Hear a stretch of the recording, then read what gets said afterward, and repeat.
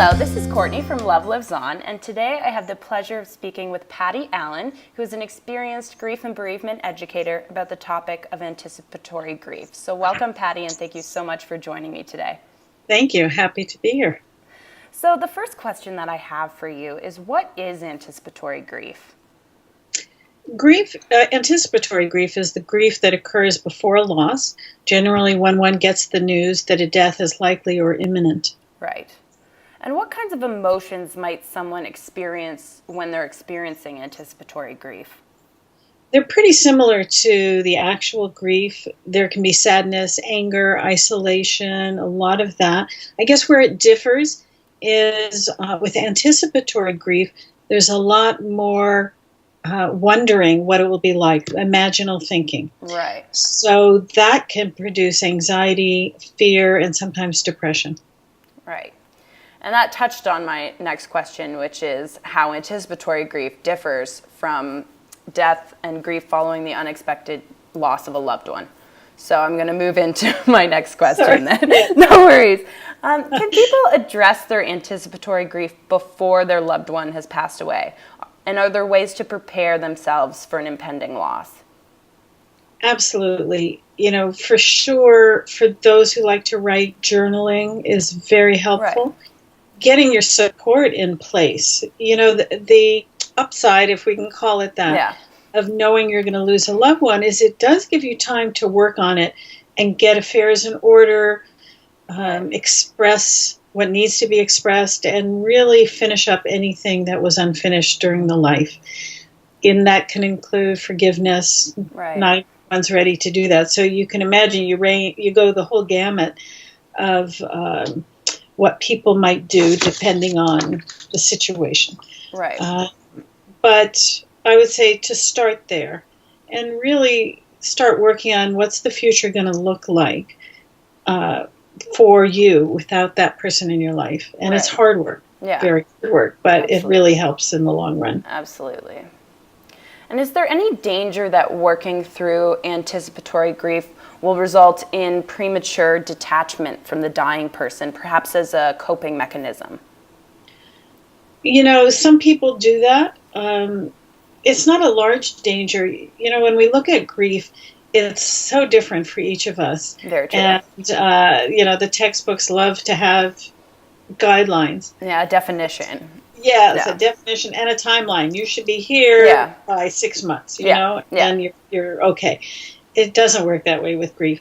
So much of a person's reaction to it is going to depend on what type of person they are and what grief have they already experienced. Right. If you're 35 and your grandparent is dying, no matter how much you love them, if that's your first experience of loss, it's going to be intense. Yes. Instead of thinking, oh, well, they're old, of course I know my grandparents will die. Yeah. But other people have had a lot of traumas around loss. And I'll just mention that I include in the general definition of loss everything from divorce, job loss, moving, huge dramatic life changes. Those are all transitions. Yeah, so the way a person reacts is going to be dependent on that. Some people do detach. Sometimes it's the dying that detaches. Yeah. Where, you know, they don't want to stress their family members out any more than they already might be, so they back off. And other times, for the living, not the dying, the living will become even more attached, not just detached. So we have the full range of reactions, but it's no greater danger than anything else. Right. And if a person doesn't deal with their anticipatory grief prior to a loved one's death, what effect, if any, does this have on the post-loss grieving process? For example, can it lead to complicated grief, by which we mean intense grief that doesn't resolve itself within 6 months and impacts normal day-to-day life? I don't believe that the anticipatory grief really impacts it just by being anticipatory. Right.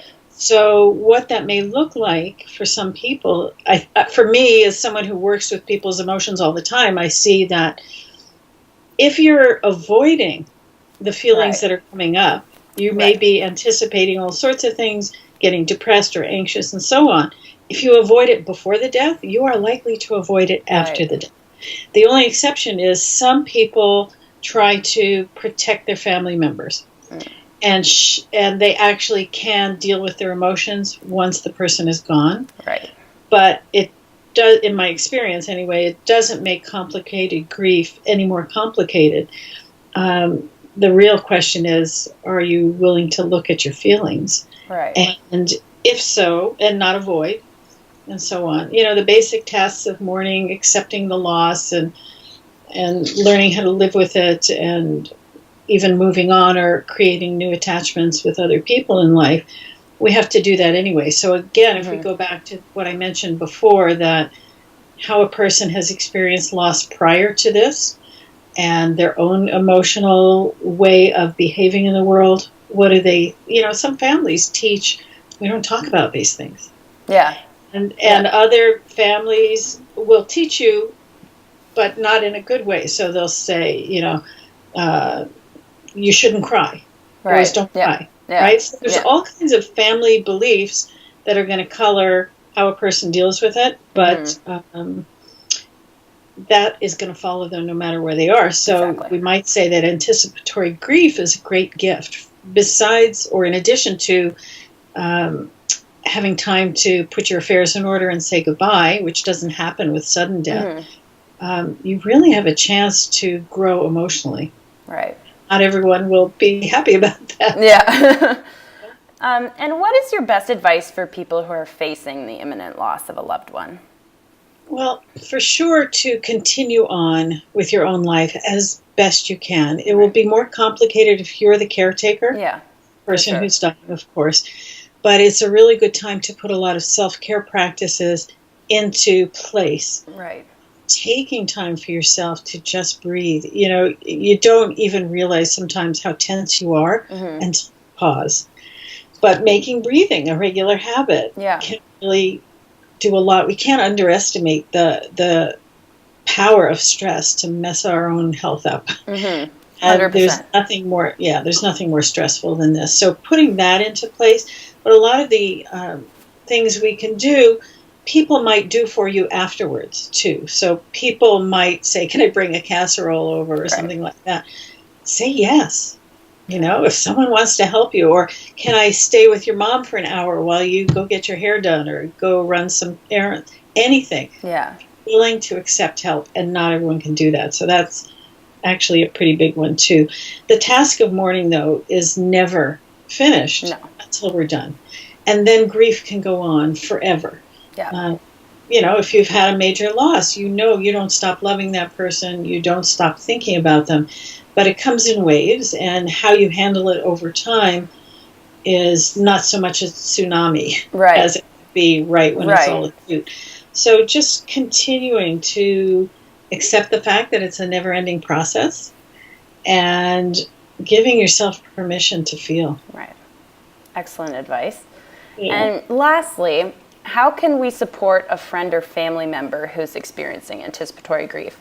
Is there anything we should avoid doing or saying when offering support? You mentioned the casserole, offering casserole, or visits. What else can we do to support?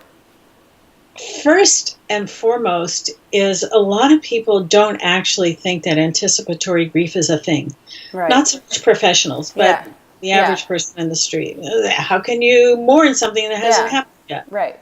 Not only do we imagine and mourn what might be, we're also mourning the loss of our hopes and dreams, or all the potential, especially with a younger life, of a life that doesn't have a chance to live. Yeah. So accepting the fact that this is real is a great way to help someone who's going through it. Of course, the practical things. Shop for them, run errands for them, give them a little respite from caretaking, and so on. But the most important thing is to listen without judgment. Right. So if your friend wants to open up to you and share, or they do it because it explodes and they have no choice, don't say, there, I know how you feel, because you don't know how the person feels. Exactly. Whether you've had a loss or not, you still don't know what it is to be that person experiencing a loss. So really becoming a good listener and doing it without judgment is the greatest gift any friend can or family member can give us. That was lovely. Very well put. Well, I just want to thank you so much again for taking the time to speak with me. I know that our viewers are going to benefit so much from your insights on the subject of anticipatory grief, so thank you so much, Patti. You're very welcome. Nice talking to you.